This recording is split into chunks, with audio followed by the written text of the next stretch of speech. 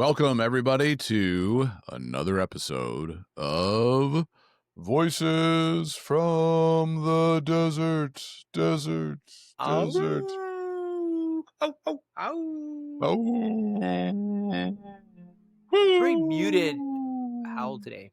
Yes. Well, I don't we're know in why. mourning today because the Bible said, "Blessed are those who mourn." There we go. Oh, yeah. So Maybe it's because we're going to talk a little bit about silence. Just a little bit. It's going to come up in the mix. Yes. So more of a silent howl. Yeah, that's right. Well, everybody, welcome. Willkommen, bienvenue. Willkommen. Come on in. Yes. If you're new to Voices from the Desert, this is what we do. We talk howl like about, that. we howl like that. Yeah, that's right. This There podcast is all about having conversations about navigating the intricacies of the inner life. And we like having conversations with people, with each other. We explore the teachings of ancient Christianity, the mystics, the Desert Fathers and Desert Mothers, and how that has implications to our lives today and what we can learn from and, not just the ancients, because there's moderns that talk like the ancients. Murray and I have been chatting about Dallas Willard for a while, and he talked like an ancient, and walk like an Egyptian. Yeah, walk like an Egyptian, and I think a couple times in this series we've referenced Silouan the Athonite. We were talking about the God hides himself in order to reveal what's hidden in the heart of man, right? We talked about him, I think, in the last episode, and he's not an ancient. I think he died in like 1973 or something like that. So we reference modern people, but that's because they sound like what we found in the writings of the ancient Christians, and they had profound wisdom on navigating the things that we wrestle with when it comes to the journey of knowing God and knowing ourselves. Like Augustine prayed, "Lord, teach me to know myself that I might know you." And that's what we do here. So we try to anyway, We try to. better, to sometimes. And we have a Patreon for those of you that are interested in going a little deeper in in what we do.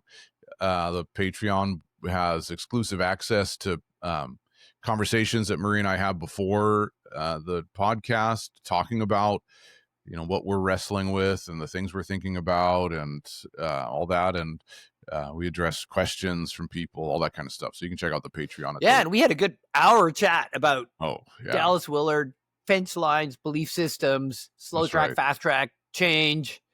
We kicked the ball around pretty good here. So, and that's all just recorded. And we're just going to put it up there for you Patreon listeners if you want. And it's only $5, if you want to donate more, we'd appreciate that. But I think it's $7.99 or $6.99 or something like there that. you go. In American, it's close to $5. Yeah, $5 in American. That's right. Yeah. That's right. Yeah. I don't remember. I think, you could. So anyway, we'd appreciate that, guys. So there you go. Go. I think that was good today. We had a good chat about spiritual formation in regards to Dallas Willard, and maybe mention again without going into any detail that audio set, or is it YouTube, the 17? Oh yeah, there's that. We were talking about it. There's Dallas. Well, just to preface too, that Dallas Willard is one of the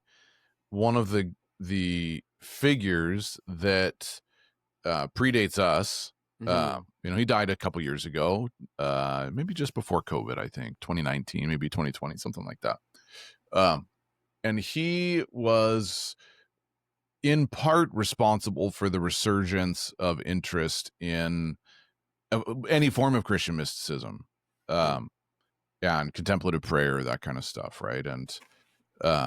And then you can go to, he and Richard Foster were quite influential in that, but there were people before them that were starting. Oh, sure. I mean, A.W. Tozer, I would. Yeah, exactly. So but he was a mainline author, well-known, taught at Dallas Theological Seminary. Which is shocking. Yeah, I'm pretty sure he taught there, actually. I should probably double check that. Maybe I just think that because his name is Dallas. And he lived in Dallas too. I'm pretty sure he was a very well respected theologian and philosopher in his own right. So we were talking a lot about him, and he's got a lot of fantastic things to say about spiritual formation and the spiritual life.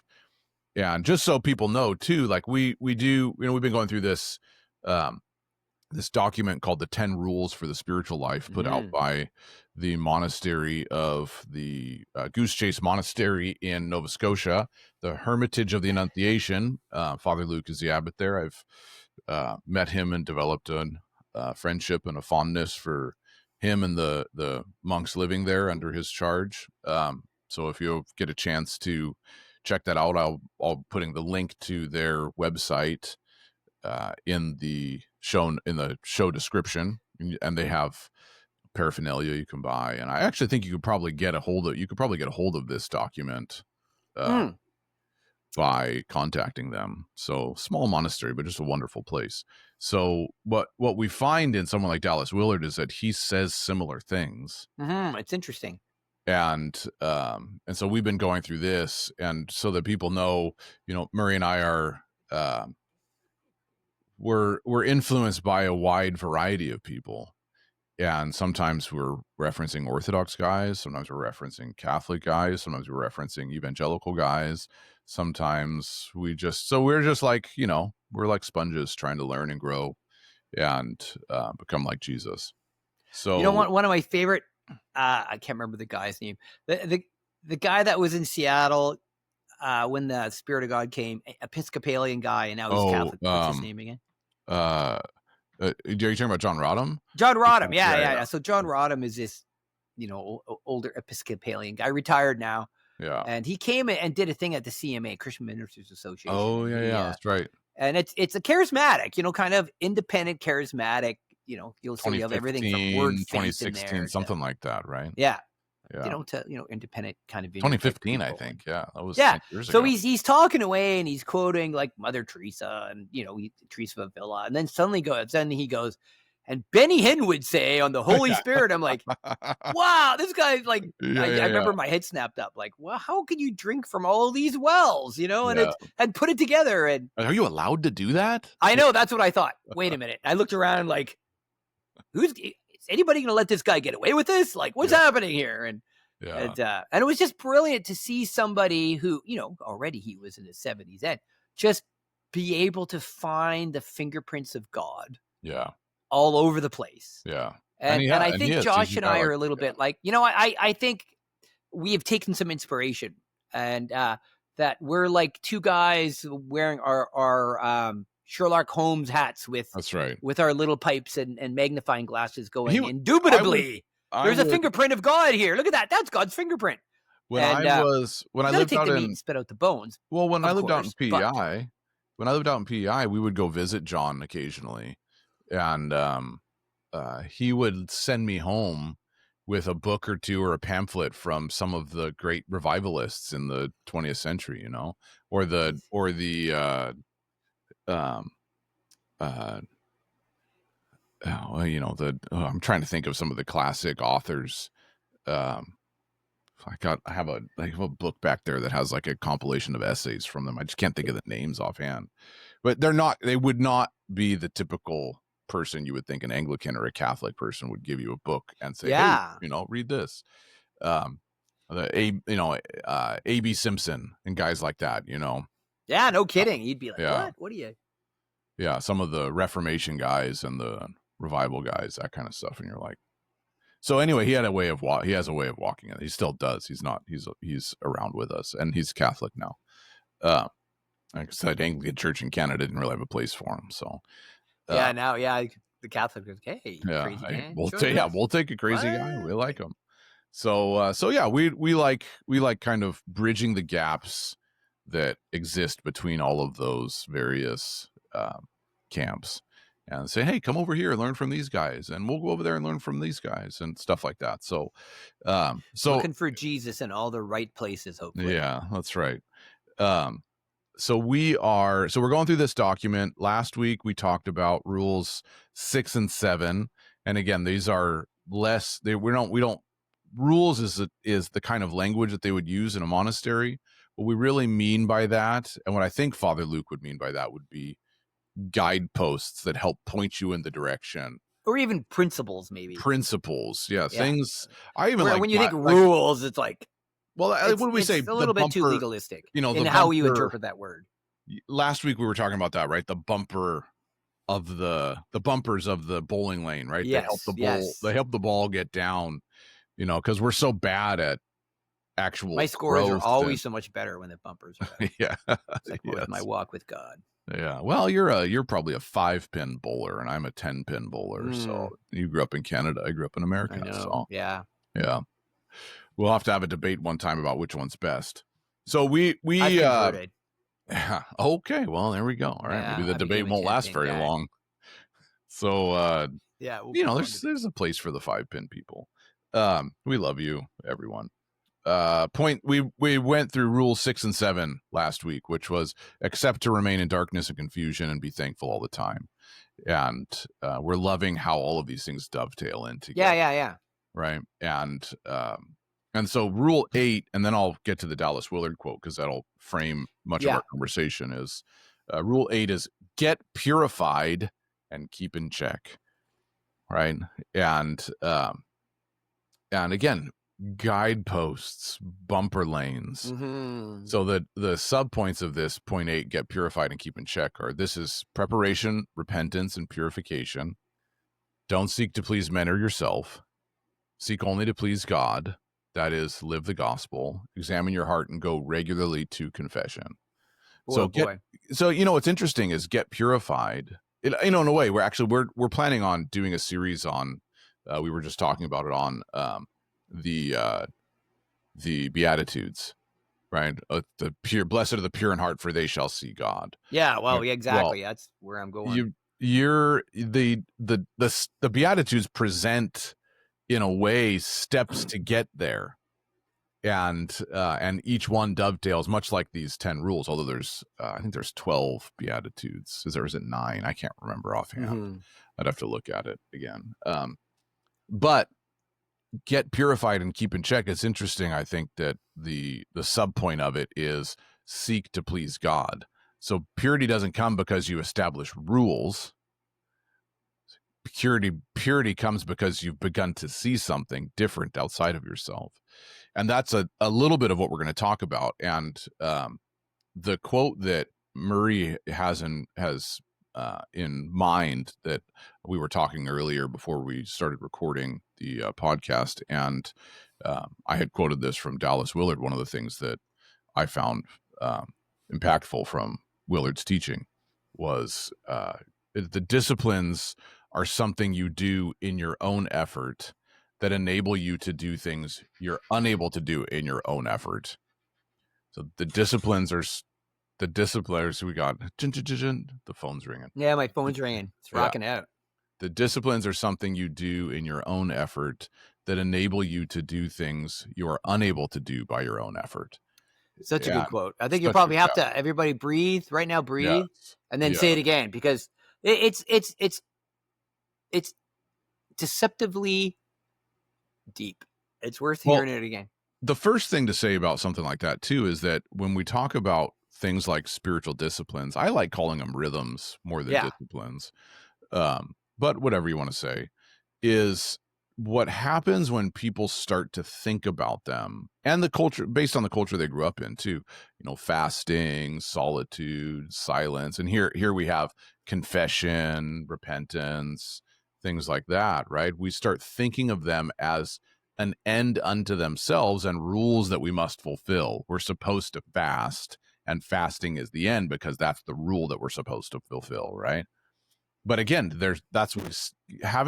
thinking of them as guideposts and signposts along the way that help go, no, this is the direction. They're not the end. They're simply a means to live your life in a way that basically the disciplines create space for God to move within you. Ooh, that's a good way to say it. And so that's, just restating what Willard said, is there are things you do in your own effort. In my own effort, I can go into a room where it's silent and sit in that silence and solitude, right? That's my own effort. But what it enables me to do is to become the kind of person who, when I get struck, as Jesus said, I turn the other cheek. It's not a thing I do. It's a person I've become. And, and so when it comes to all of these rules for the spiritual life, they're not rules that you try and fulfill. they're a manner of living that helps give expression to what it looks like when Jesus is living within you. And so rule 8, get purified and keep in check. If you think about it, right, if all of our previous other rules have led us to that point. Okay. So seek self-renunciation, accept to have no results. A lot of our mindsets, right? Labor with endurance and prayer, accept to remain dry, trust, accept to remain in darkness and confusion, be thankful all the time. So get purified only happens because you've walked through these kind of things and you're starting to see, my goodness, there's stuff inside of me that I got to get rid of. So how do I get rid of that? Well, and maybe we could start on, I'm curious what your thoughts are on this, Murray, because one of the get purified and keep in check, right? Examine yourself and go regularly to confession.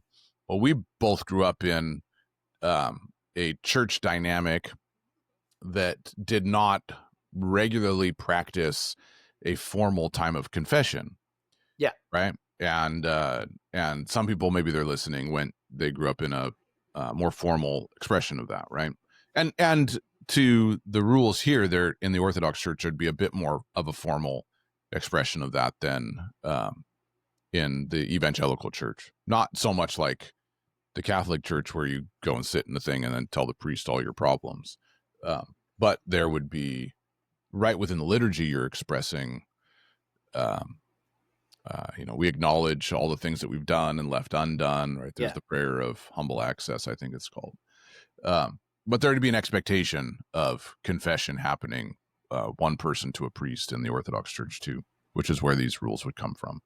And but I find interesting with that is, have you ever heard this phrase? Oh, it was just so helpful to get that off my chest. Yes.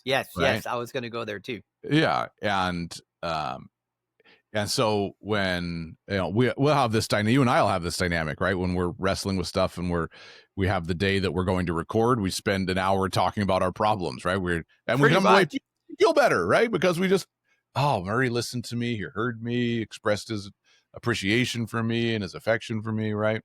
And we're like, I feel loved. That's what you think happened. Yeah, that's what I think happened. I feel loved in spite of my struggle, and it helps me to overcome the things that seem insurmountable, because I see someone else who loves me, who cares for me. And so in a way, we stumble into confession because it's not planned for. And I'm not saying planning for it is necessarily the best step anyway, but at least in certain traditions within within Christianity, there's planned confession, so I think that could be helpful. But what I find interesting, and this is what I'm leading to, is the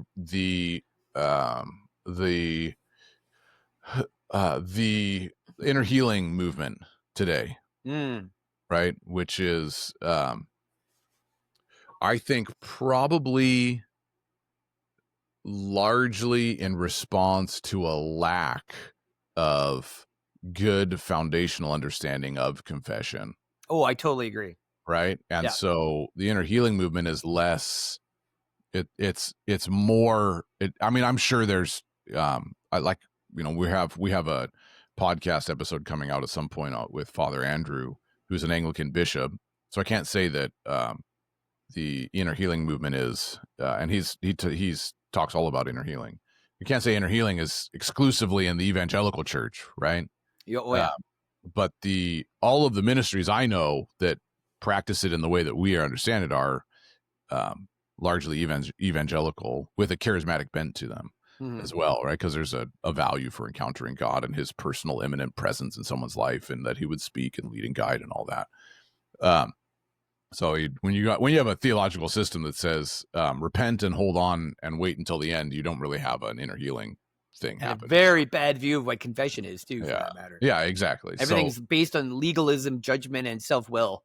So we will go through the Reformation, right? Influenced by Luther and Calvin, and repentance is kind of a private moment where you confess your sins to God, and then you get baptized, and then you hold on until the end. There's really no value for confession. Sorry. I'm just saying it. I think there was about 200 to 300 year period in the evangelical church where it waned and waned and waned and waned. And I say this conjecturally, it's not something I've studied extensively. I'm just kind of speaking on observation.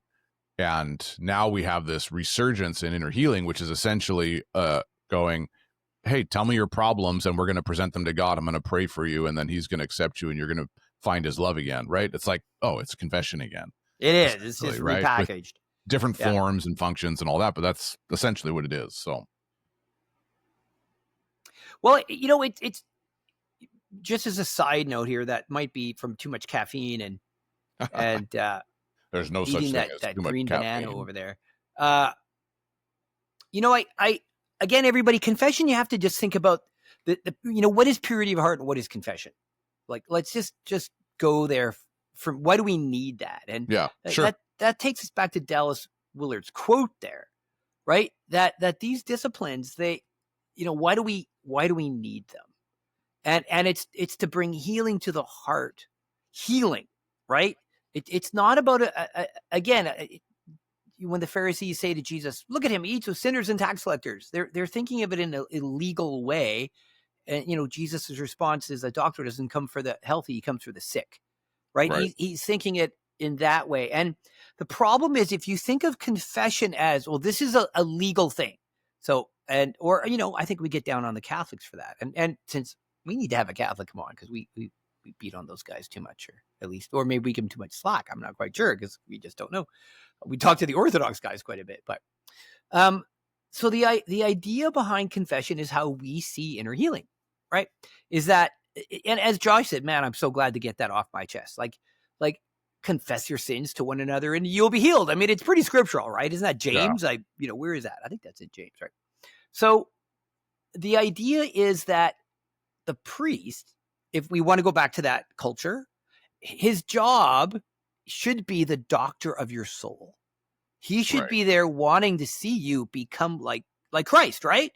And so, when I work with people and I do a lot of inner healing, you eventually see patterns that they don't see themselves often. Like, I can think of one couple right now that her husband is always wrong, always. And she's like, I'm telling him if he doesn't straighten up, I'm going to divorce that guy. And I'm like, well, I know from being around them, he compliments her all the time and she can't hear it. He never compliments me. Okay. Now, as a doctor of their soul, there's a wounding issue from her childhood, from her upbringing, but it's also pouring into their marriage. So there's a couple different things going on. So how are you going to bring healing there? So I'll give you an example and why this belief system is so important. When it says purify yourself, right? We're talking about setting your soul up for healing. So let me give you we just have to look at the judicial versus healing thing here quickly. Sure. Because when you hear the word confession, it's easy to go, okay, I better do this. And then the priest is going to punish me. And then, God. Okay. So back when I was working with street kids, I had these two people that became home group leaders. Quick version. One whose dad had a sex change, this gal, right? And took her a long time to see it. But as you can imagine, she did not know what a father's love or even what a confidence meal would look like at all. Sure. No concept. And the other guy was a home group leader, and he was an enforcer in junior hockey. So when you needed somebody beat up, you sent him on the ice. Tough guy, right? And they both became home group leaders, and they started dating. And I'm like, this is going to be a disaster because I didn't need a prophetic word. She needed a strong, confident guy. She picks him. And he needs to be the knight in shining armor to rescue somebody. He picks her, and you could just see, oh my goodness, everybody's dysfunction here is like, woo! Right. And then, of course, if they break up, their home groups are going to both hate each other. Oh, it looked like a disaster. Yeah. Now, I could have been legalistic. I could have said, we'll call him Fred. His name wasn't Fred. But Fred, you are not permitted to date her. Sure. Right? I could have just thrown the pastor card. Legal. This is how this is going to work. How does that heal his soul? Yeah. It doesn't. There's all this dysfunction in there, right? And besides, he would have done it despite me because I know this guy. And, he's turned out pretty good, just so you know. So I'm like, okay, I need somehow in this situation to see his purification of soul. and confession. 2 points we're talking about here. How, as a leader, am I going to see his soul healed and hers, right? Without being a legalist. So what I did, and this wasn't my idea. It's brilliant, but I got it from somebody, just so you know. There's my confession. I wrote a letter to him, and I mailed it to myself, and I put it in my desk drawer, and I mailed it because the post office puts a date stamp on it, right? Right. And it said, you're going to break up. And I could be wrong. I would have thrown it in the trash, right? I would, but I was pretty sure, knowing both of them, how this was going to go, right? This is what's going to happen 2 months down the road. Here's why it's going to happen. Here's what God is going to teach you. Here's what you're going to see about your own soul. Here's what you're going to learn about, Barbara's brokenness. Again, name change to protect the innocent, right? And I just wrote it all out, and I put it in my drawer. 2 months later, he comes into my office freaking out. Why that girl did this to me? And I said, hey, I got a letter for you. Really? Here. It's got my name on it. Yeah. Why didn't you read it? So he opens it up. He falls down on his knees, weeping and repenting. Right? Because if I would have told him 2 months earlier, he couldn't hear it. Right. But he could hear it then. Why did I wait? Because it was about healing his soul for purity. Yeah. And confession was about helping him get healed. Yeah. Not putting law upon him he couldn't live up to and wouldn't do it anyway, modeling God as a bully. Right. And so when we talk about purity and confession, we're talking about a dynamic of healing. Now the reason I brought all that up is, let's just throw Mike Bickle under the bus, shall we? Because it's easy to do. So yeah, because here, one of the big prophetic guys, and Josh and I are in that culture, or were. Don't want to be. Maybe you got a little toe in there still. Yeah. And so here he gets 20 years on. We care about the people that are stuck in that culture. That we'll say it that way. Maybe. Thank you for bailing me out there. But it just must be said. Yeah. Because so basically he gets caught that 20 years ago he was basically having affairs with 18-year-old girls, right? Yeah. I didn't sleep with them, but did everything else, basically, right? And they asked him, well, why didn't you get help for this? Well, I thought it was just between me and Jesus, and I talked to him about it, and he forgave me, and it was over. Yeah. Right? Pretty much. Okay, well, let's just think about, how is a doctor of his soul going to help him get healing if that's based on his own childhood brokenness, which his dad was a boxer and a pretty tough dude, and if you can imagine. It doesn't. So you personalize your relationship behind your own belief systems that are broken. You don't let anybody in thinking, being by your free will, that I'm going to will myself better with all your wounding and bad belief systems. And then we wonder why our leaders fall into sin in evangelicalism and the charismatic movement, because there's no belief in confession and inner healing on a leadership level. Because Murray, makes me so freaking angry. Salvation by faith alone is single-handedly responsible for the downfall of Western society. There you go. We're quoting an earlier episode, everybody, but that's the truth of it. And it's infuriating that how many leaders in the charismatic culture in particular, but evangelicalism too, fall into gross moral sin because they don't believe in confession. They don't believe in purity of heart because they think, well, that's law and religion. I just have to will myself better. It was never about law and religion. It was about healing you and restoring you and putting you back together in a loving relationship with Father and bringing your brokenness into the light so you could be reestablished on a relationship, Father, heart of God. And that's why purity of heart is important, and why having confession is important, and why this is number 8 in the rule list. Yeah. Well, it's one of the things people struggle with it all the time because they can tell something's wrong, right? They can tell that's not, my life's not working the way that it should. And I've been told the way it should work. And my Christianity is not working the way that it should. I've repented. I've prayed. I accepted Jesus. Why isn't it all getting better? Right? Because you're sold the false system that doesn't incorporate transformation because it was just a prayer and get out of hell, right? Yeah. And yeah, that's an element of salvation, but that's not the totality of it, but it's sold as the totality of it. Well, it's funny. It's Monty Python. Ever seen the Olympic race? They're all lined up on the starting line. You guys should watch it. And the guy shoots it's the it's maybe not politically correct anymore, but it's for the Olympics for the retarded or something. I mean, I'm just quoting what Mentally they call it. handicapped. That's what Yes. supposed to say today. Yeah. I think that's what it is. So they're lined up at the Don't tape. get us canceled, Murray. Yeah, the starting gun goes off, and they all run in different directions, like cats when somebody threw a hand grenade. They're supposed to go that way. Yeah. And the thing is, salvation, you get saved to run your race, right? Yeah, run your race, right? With purpose. Yeah. And instead, now that I prayed the prayer, I can just basically freaking do whatever I want and go in any direction I want, and you're not working on anything. Yeah. Watch that video. That's how it works, and we wonder, why aren't people transforming here? Well, they're running the Monty Python stupid race because they're not working out their salvation at all. It's like, well, now I prayed the prayer. I'm done. I'm finished. No, that's your beginning because now you love Christ. Now, well, that's legalism. Yeah. That's like now you're going to make me do stuff. No, because you're in love with somebody and have met them and you can't help but admire and want to be with them.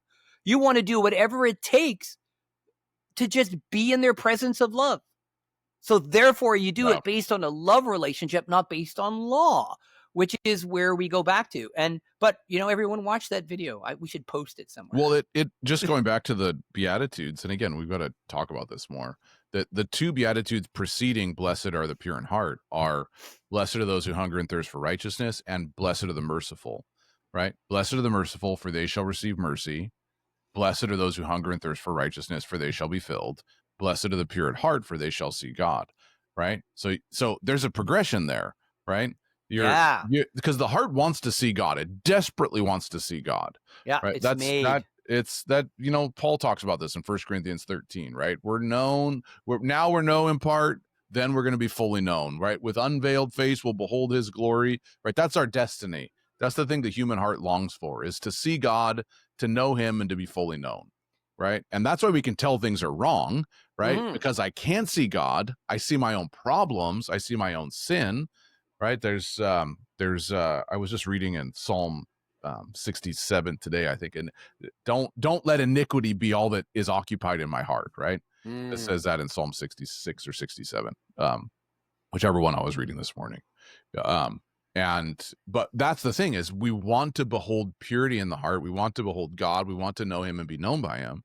But the problem is we got all kinds of junk in there. Yeah. Right? Yeah. And go ahead. I'll just finish this. Blessed are the merciful, for they shall receive mercy, as I've started to recognize the tenderness of his heart, and it's impacting the tenderness of my heart. And now I have a hunger and thirst. I have a different appetite, right? I hunger and thirst for righteousness, and I'll be filled. And now I'm starting to acquire purity of heart because I've got tenderness and I've got a new hunger. And now I've got purity, and now in purity I can see him because I've removed every false notion of what he is. But the false notion is removed because I've seen his tenderness and I'm hungering for him, right? And that creates the journey right there. That creates the journey. And people, the thing is, people come to the point of, it's not working. My heart isn't right. I can't seem to break out of these patterns. And they either have been sold a system of theology that's basically a lie, and that says everything will work if you say this prayer. And then they blame that system and they go, well, it's not working for me. And then you meet with them and you go, well, like, there may be some work that you need to put into this. And they go, well, I already said the prayer. Why do I need to do any work?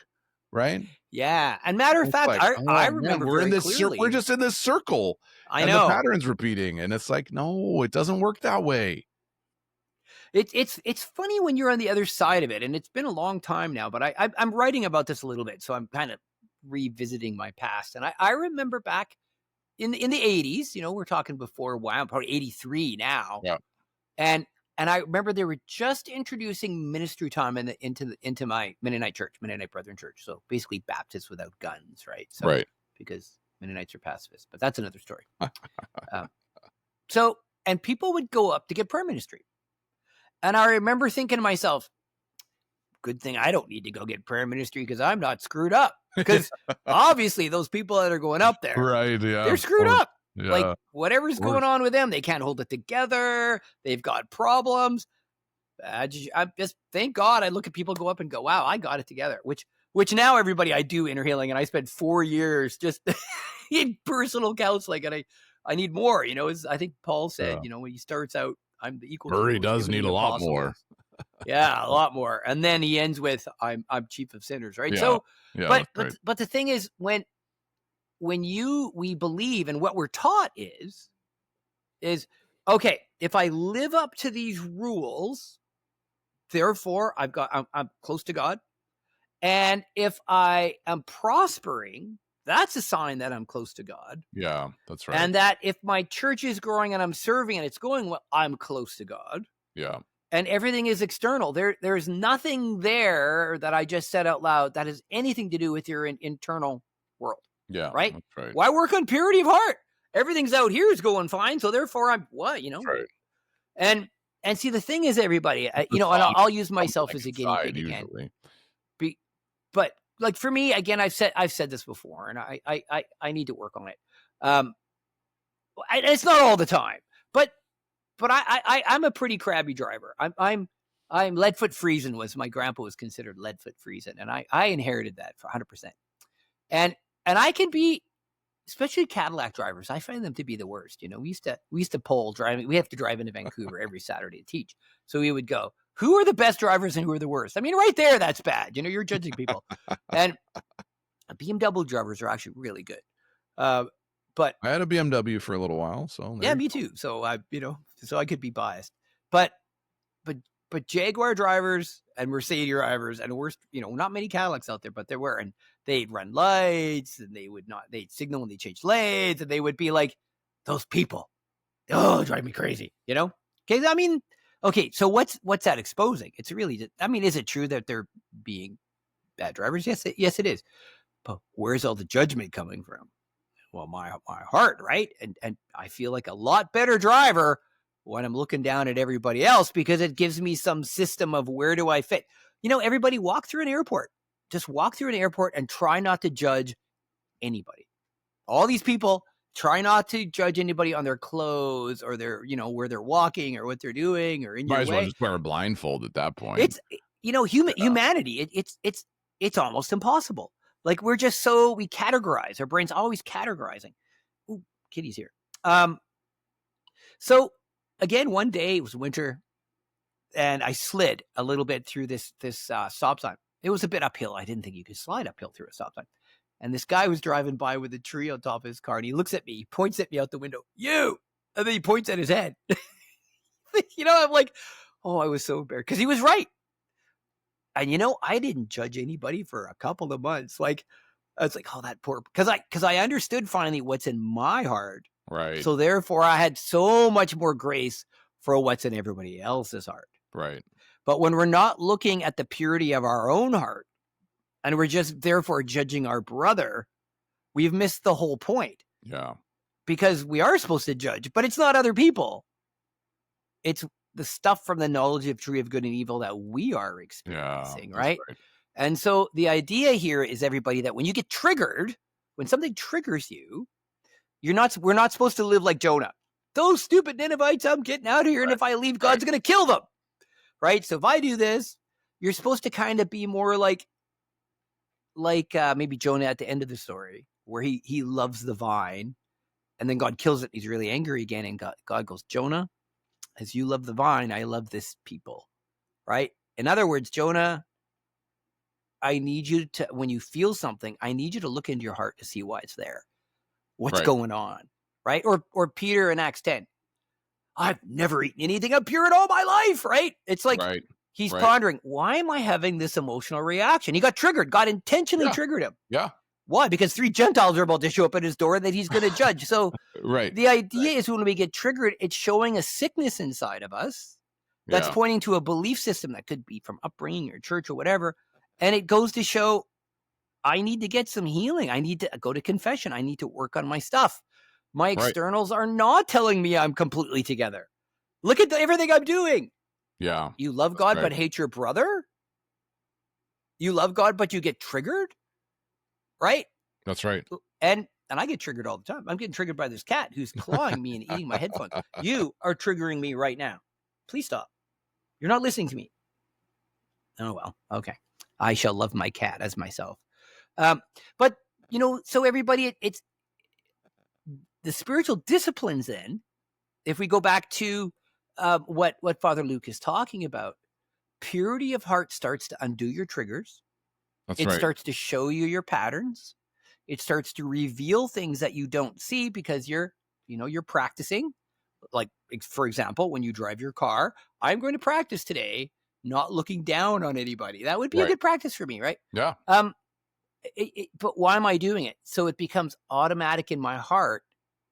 It creates humility in me, and I can have the Lord transform those areas to be like Him. So disciplines and confession are tools of putting your soul back under the occupation of your spirit, That's right. where you and Jesus are, instead of your mind, will, and emotions. Like judging people, freaking out would be emotions, right? Well, I'm Right. going to earn my salvation. Putting them back where the Father lives. Ouch. Sorry, cat with claws on shorts. If you have more thoughts, you can go ahead. Well, I'd love to share something in particular that I think it goes back to attachment style. I mean, a lot of that is in here, right? Like we're talking around it, but Yeah, totally. our earlier conversation really fills this out. So join Patreon and you can hear the yeah. earlier conversation, right? In brief, I'll just say this about that so you can I mean, it would be great for you to share that little piece about the fellow you were talking about earlier, because about, feeling sad, or I'm not going to do that. Right. what was that? Now I'm trying to remember what Yeah. that was. You were meeting with somebody and he said, what did he say? I'm Oh, feeling sad. I can go ahead. Because I'm feeling sad about something. And we were like, well, you're just, because you're using your will to make yourself not do Yes, something, because yeah, that's right. that Yeah. really fits into this whole thing, right? I'm just going to ignore it, and I'm going to push my Yeah. will, and I'm not going to look at my issues, and I'm going to do this. And Yeah. either way, you're reaping something here, because unfortunately, you're not working on purity of heart and confession. Yeah. Yeah, that's right. Well, we were talking about just thinking of attachment theory in that sense, right? That just the Coles Notes version of that, or from our American listeners, that's the Cliff Notes. That's right. Yeah, is that salvation could be thought of, probably more properly thought of, as a new attachment with the Father, a secure attachment. Looking at attachment theory separates. We've talked about this on the podcast before, so just briefly, into secure attachment and insecure attachment. And secure attachment is I have a loving parents who cared for my needs, who were emotionally available, who were warm and warm and open, who were I could talk to, and they protected me, and all these things, right? Secure attachment, what everybody wants. But many people end up with insecure attachment. I had emotionally unavailable parents. They were there, they cared for my needs, but they weren't emotionally available to me. They didn't protect me. They things happened to me, so we develop insecure attachment. And an insecure attachment treats these things as rules to keep me in line.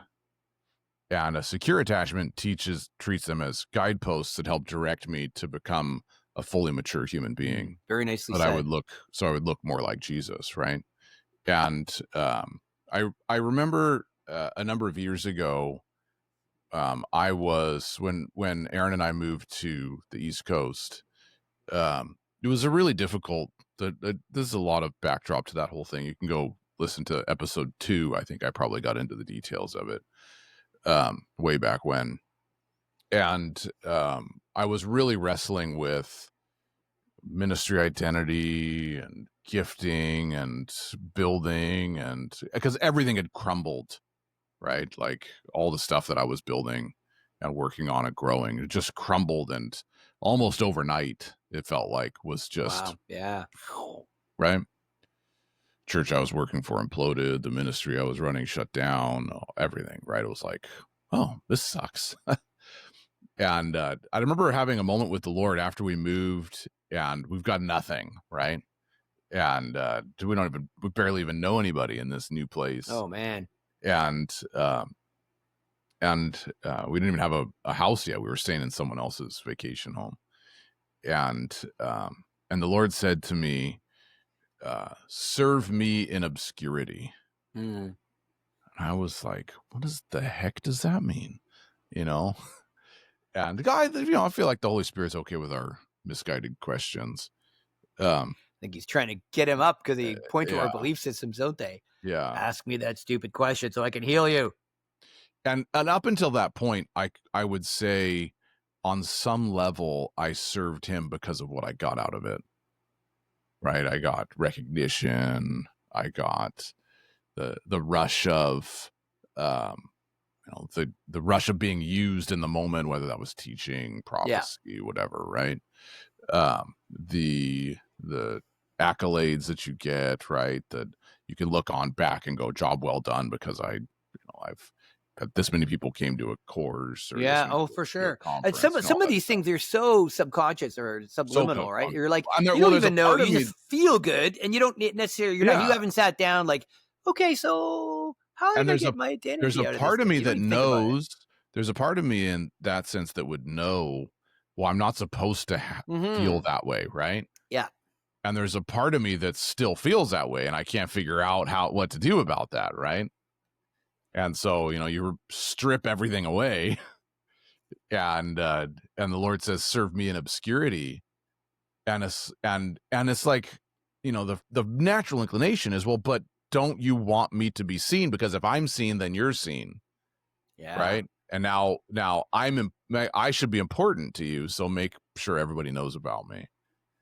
And when the Lord said that to me, it kind of jogged me out of that. And I had this conversation with him where he goes, to be obscure means not to be seen by men or women for what you do, but recognize that it's enough that I see you. Yeah.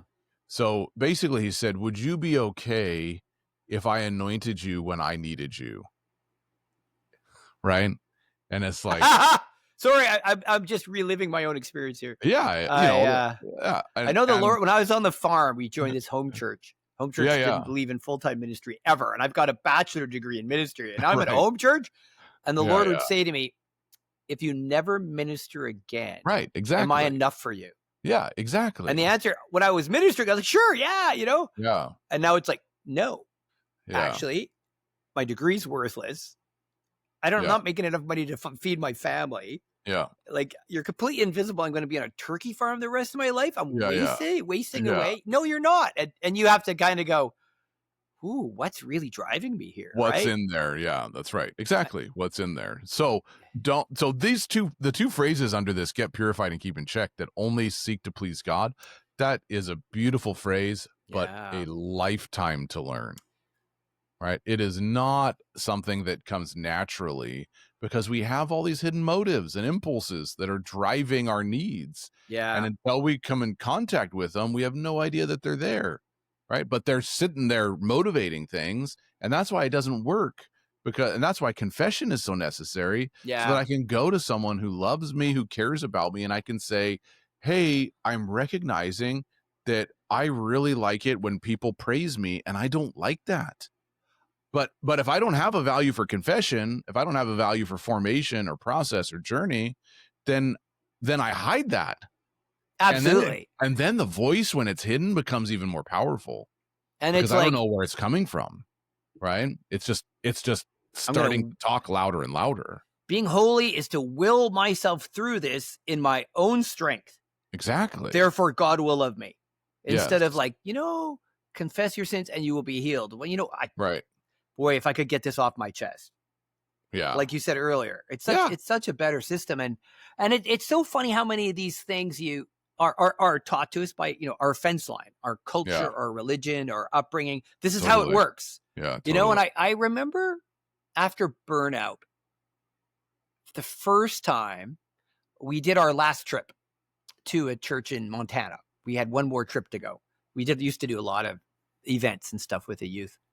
And when we got there to this, little church, and they were really going through some revival-ish type things, and the whole time we were there, he talked about the numbers, his programs, and you know what? That was me like a year before, talked the same way, and I never heard it. Now it's like, oh my goodness, did I used to talk like this? Right, But I didn't right. even know Yeah, I was doing it. It yeah, wasn't until out in the farm for a while I realized, wow, like when you only got God and then you come back out of the desert, you spend a year and a half or whatever just looking at God, and then you're right. around other people who their identity is still in other things. You really see it. Yeah. But when you're doing it, you don't see it. And that's why having somebody to confess to who hopefully is mature and been there can save you a lot of years, because so often we just don't even see our own patterns and stuff because Oh, we're only totally. functioning out of upbringing and culture. And That's to have somebody that goes, hey, you know what? that's You know, right. It's so true. There's a I'm trying to think of which desert father it is. Um he says that essentially within each person, I wrote about this a long time ago on the blog, on the Wind Ministries blog. Within each person, you have an inner mirror that you look at that reflects Christ to you. mm. And the whole point of it, I was just going to go try and find, I'll see if I can figure out who it is. The whole point of it was that when you look in the mirror, you see Jesus, and what isn't him becomes clear. Oh, that's a good way to say it. Right. And it's like, so because one of the things that rule 8 covers is examining yourself. Mm-hmm. Examining yourself is not seeing everything that's wrong. It's seeing Jesus, and then what is not Jesus becomes clear and apparent.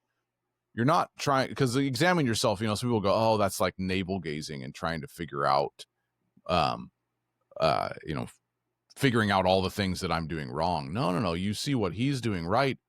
And then when you're examining yourself, is going, oh, that doesn't look like him. That tendency to pride, that desire to conquer or whatever, right? That doesn't look like him. And so then I go to someone who cares about me and said, hey, can I talk about this, right? Can I get it off my chest, as we said before? Yeah, yeah. So examining yourself is actually a beautiful, profoundly grace-filled mercy thing that is actually seeing yourself in light of who God's created you to be. Not, so my point is, getting purified isn't looking for all the things that are impure and then removing them. It's looking at the things that are pure and realizing there's things that are in the way of that. That's a And good way to say it. it Absolutely. reframes what I'm looking for, right? I'm looking for him. And when I see him, I go, yeah, you know what? I probably, that arrogance that's just sitting there, right? That anger that keeps coming up, it doesn't look like him. So God, let's deal with that, right? But it's because it doesn't look like him, not because I've searched myself to find the worst thing, the worst tendency possible. So that's what the inner mirror does. It reflects Christ to us. And what actually Teresa of Avila, she talked about this as a spiritual practice, looking into a mirror and seeing yourself as Jesus. And so she just something quite profoundly similar Wow.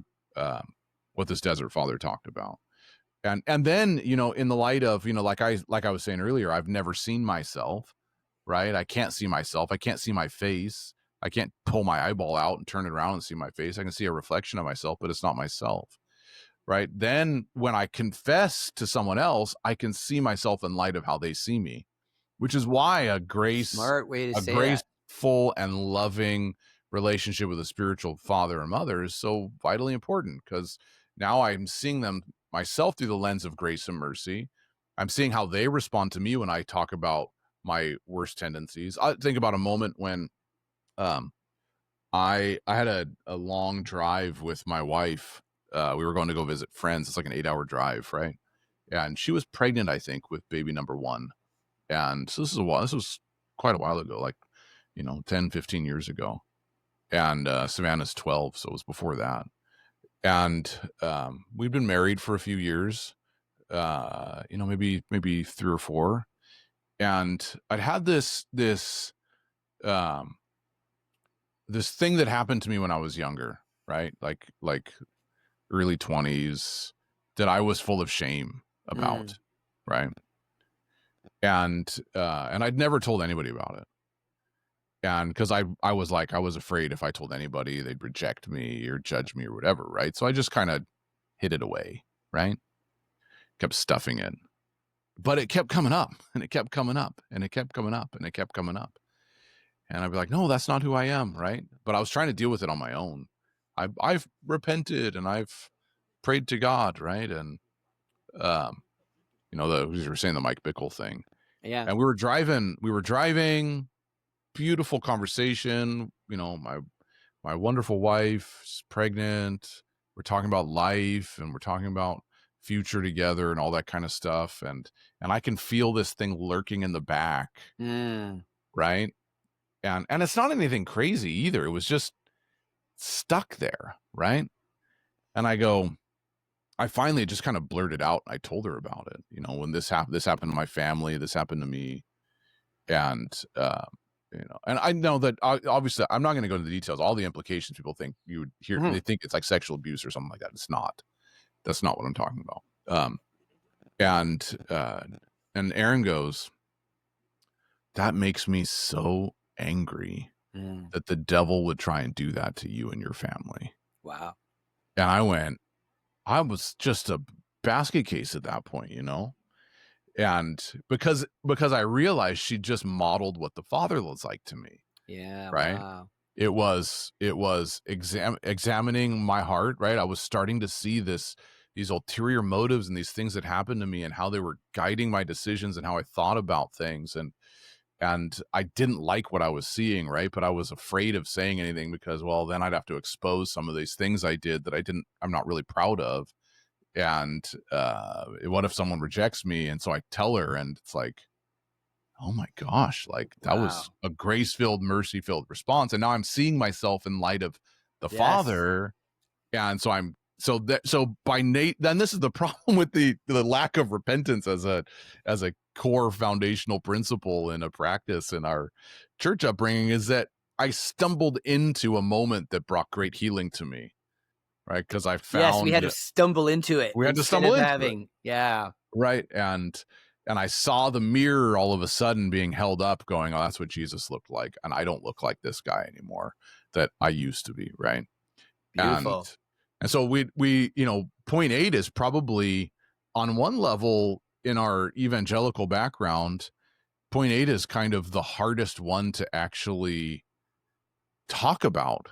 Right, get purified. Oh, that's legal. Oh, you got to think of it so differently. Keep in check. You know, you think if I tell you, Murray, you better keep yourself in check. You're like, now you go to rules, right? That's right. You go exactly to the judicial system. Yeah, and that's not what we're saying. So, and it's funny, you know. Again, and I'll repeat the fast version of this, but I remember saying to the Father Mike, why do you put all your best people in monasteries? Right. And he goes, well, you can go hang out with them, and you know these people pray for 20 or 30 years, and you'll become a friend with one of them eventually, and they'll become one of your spiritual mums and dads for the rest of your life.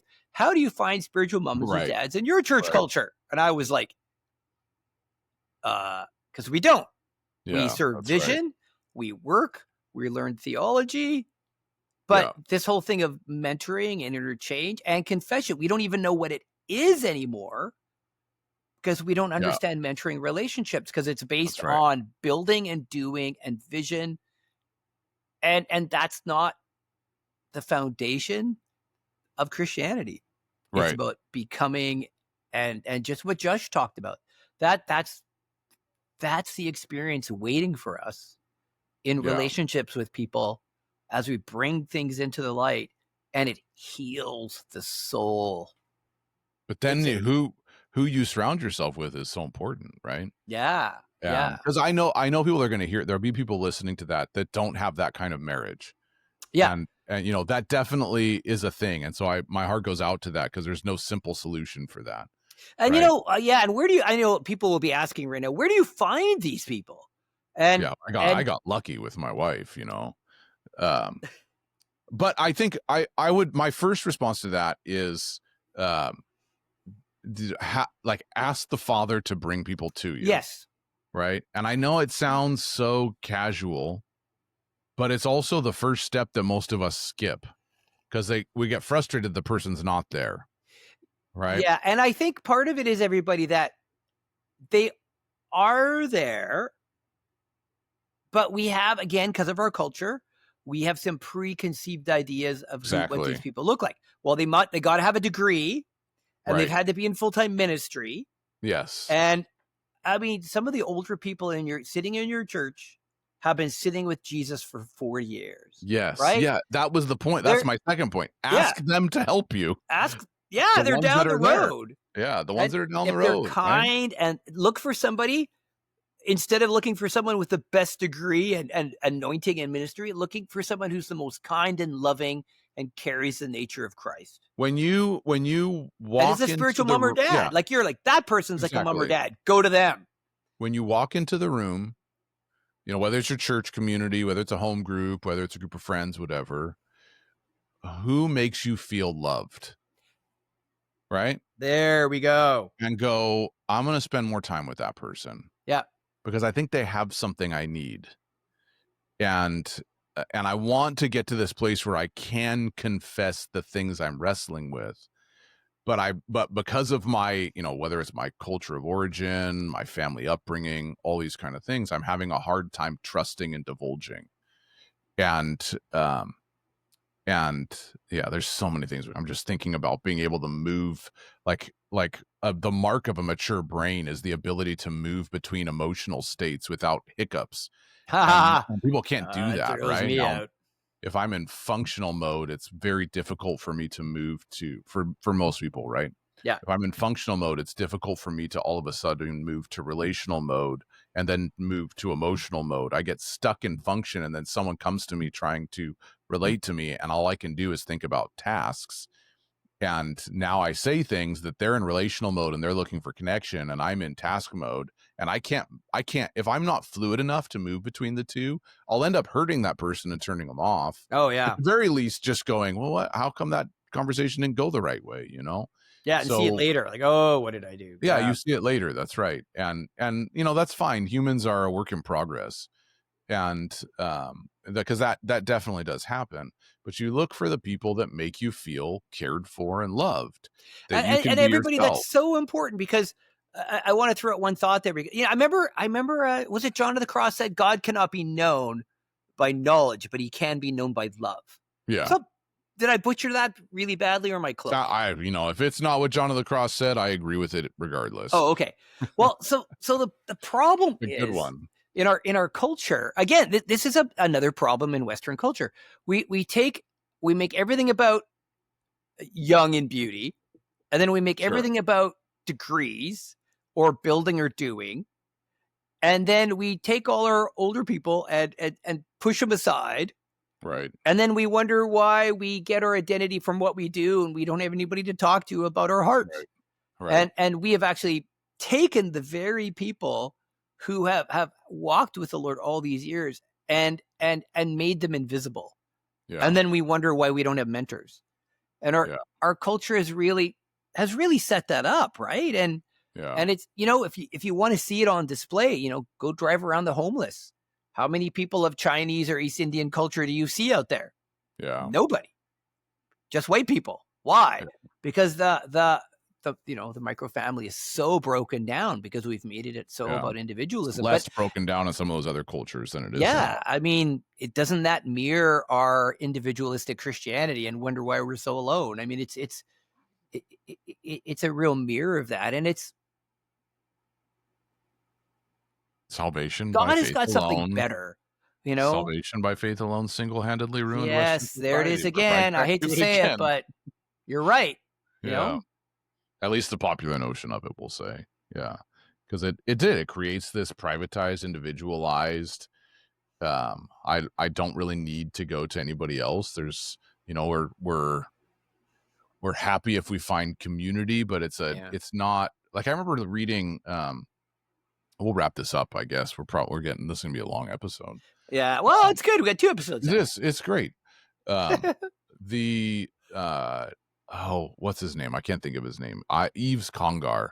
He was I do not know this name. He's a Catholic guy, and he was studying he wrote a whole book on the East-West divide and the split that happened with the Orthodox, and the Catholic. He died probably 30 or 40 years ago, but he was a priest that really labored towards trying to heal that divide. That was his kind of his thing, right? Yeah. Fascinating guy, right? Fascinating guy.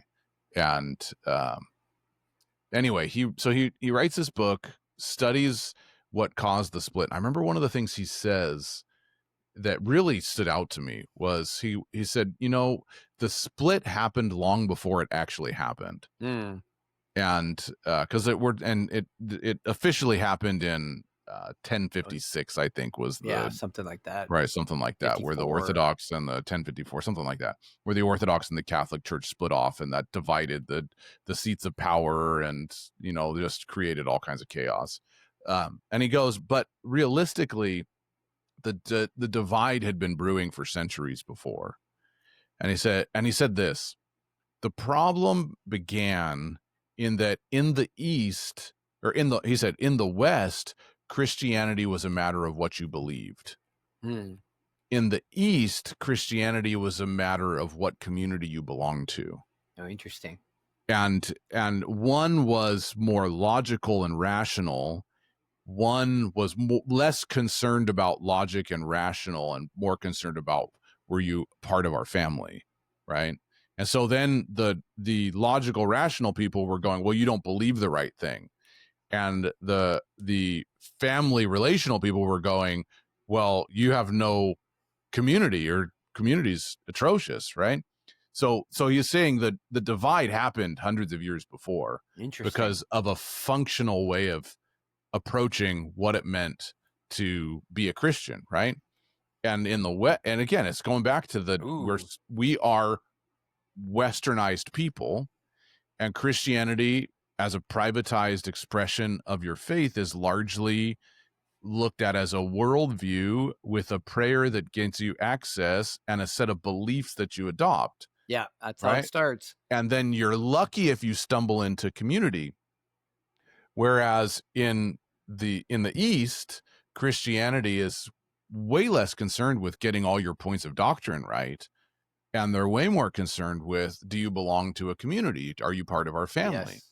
Right? You're in, right? We can work out all that other stuff now that you're in.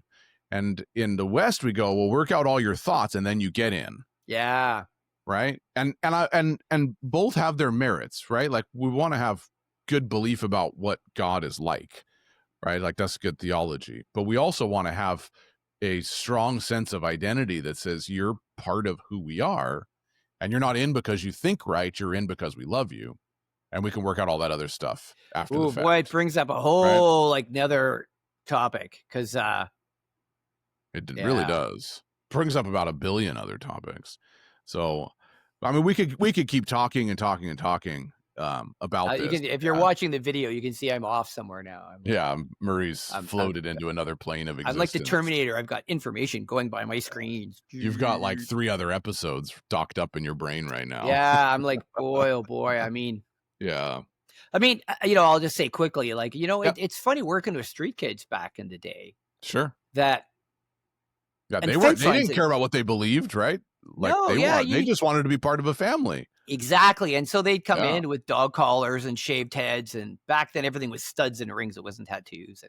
And people would be wearing like a really baggy pants with long johns underneath and Holton. Sure. That was the look, right?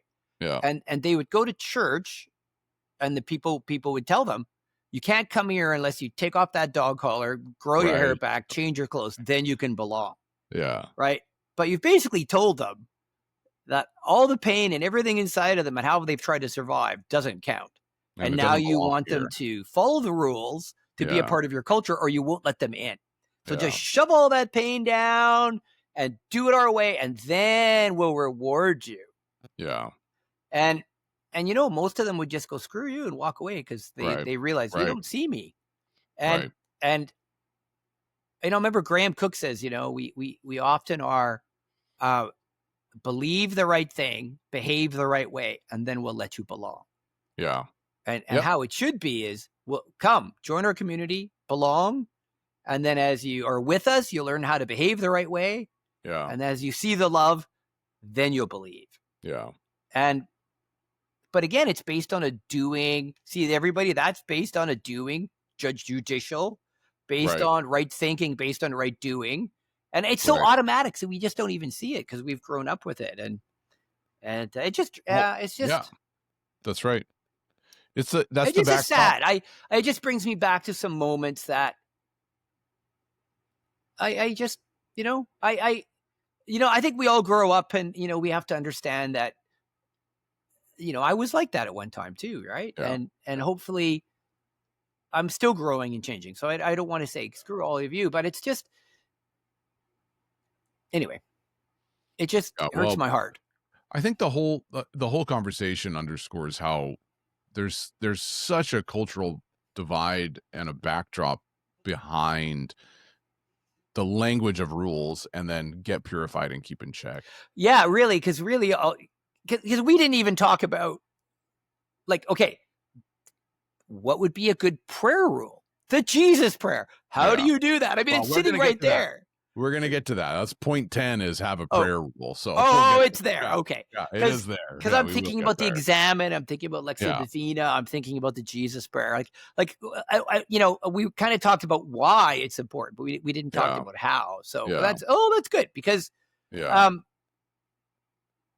anyway, When you have, I I guess want I'll people say to feel loved and connected, and yes. And that's so I'll say this point. Rule 8 makes a lot more sense in the context of spiritual family, yes. right? And Yes. Oh, thank you so much. yeah, Like, thank you because you're we right. Like finally got there. if you read it as an individualistic culture as to something I need to live Exactly. up to, Yeah. it's like a big ruler stick to beat yourself Yes. with. But if you read it in a relational dynamic community where you're being parented as a child into spiritual health, Yeah. That's right. oh, it's so much different. So Yeah. Go to the I wise. think I hear Yeah. 1,000 people going, Yeah. Oh, ah, yeah. Yeah, and that's what we're trying to say, right? Go to the wise people in your community that you can yeah, talk to get the stuff off your chest. That's what get purified and keep in check means, right? yeah, Find the people that can help you, guide you, and lead you, and can go, well, when I struggled with that, this is what I did, right? yeah. So And smart. if you're trying to please other people, right? Seek to please God. If you're trying to please other people, it's gonna be a lot harder to find those ones.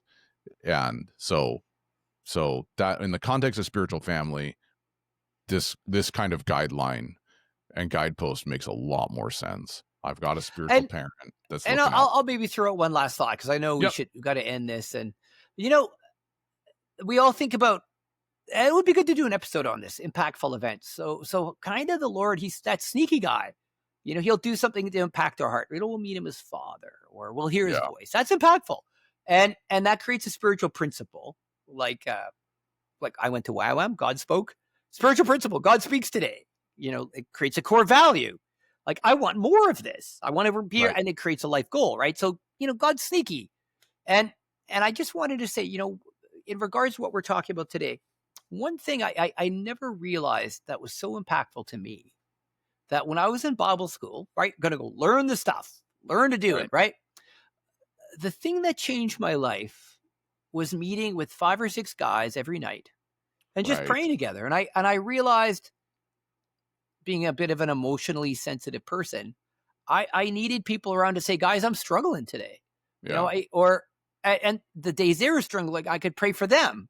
Yeah. And For just sure. building a lifestyle of having people just meeting once in a while and saying, guys, this is life. And Yeah. building relationships based on honest love and heart to heart. And then you being there to do that for them changes you. And Totally. that was one of the best things I ever did. And eventually, when it came to God Rock or even doing mentoring now, I'm still living out of those relationships from those 6 people Yeah. today. Yeah. And Totally. everyone, if you can find some older people, just to meet with people, let's worship together, and we're going to love on each other. I mean, you can do group Lectio Divina. Saying, where does Scripture fit into that? Oh, we can talk about that next week. But Yeah. but Yeah. choosing to build heart to heart relationships, like Josh was talking about with his wife in his car. We can do that with people. Totally. It just takes a little bit of bravery to go, okay, it's not does. true. I'm not going to get rejected. It's not true. God's going to beat me up. It's if I step into the light, it's counterintuitive to, I'm not going to protect myself, and to realize, wow, I don't need to be strong for myself. There's other people. Yeah. We can do this together. It's a beautiful lifestyle change. And I'd recommend, you guys do that. And that's a good place to start. Even if it's where you can't find some older people. You got any friends? That's right. Just start there and go, you know what? I want to be more real. I want to go deeper. I'm going to let you love on me, and I'm going to love on you, and we're going to do it together. That's right. That's community. Yeah. Right? We're pretty much full circle back at fast track, slow track attachment. Yeah. Right. Which is back to our little which is Patreon that's the science behind it, but it's age old wisdom. It's you don't need to know the science to know that it's important.